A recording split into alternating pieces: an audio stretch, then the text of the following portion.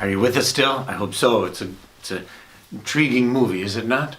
Now, of course, I have to explain the wake-up scene. On the science fiction level, it's where Anderson is found by the people in the real world. They know which pod he's in, and they have to release him. And so he goes, if you know the story, he's unplugged, and he falls down a big hole, goes into the water. Why does he have to go into water? Because the story and the scene is all about baptism. You think about your baptism and what we as Catholics believe about baptism, it is an awakening. It's a new life. It's an introduction into the real world. The world that is filled with real things like angels or persons, we could say.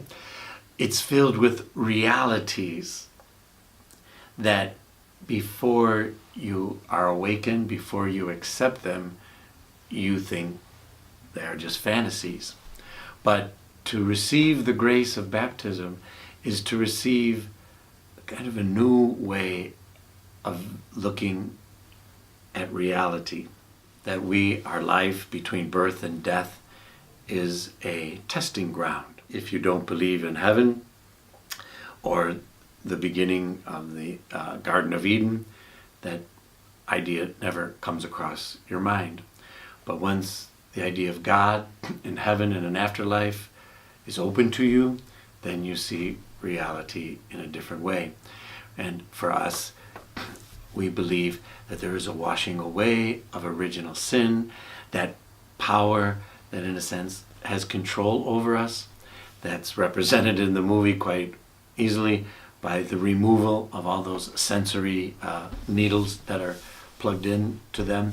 That's the artificial intelligence, the bad computer's method of controlling your life. If you receive the grace of baptism, you have a certain power over those powers that control your life. It's not an exact metaphor because in the movie, the Matrix is not real. It's just a virtual reality, and then they wake up to the real world. In our real world, with grace and original sin, we don't want to think that the world without God, or the world without faith, the world without hope in the things eternal, is unreal. The real world is really corrupt, as it were.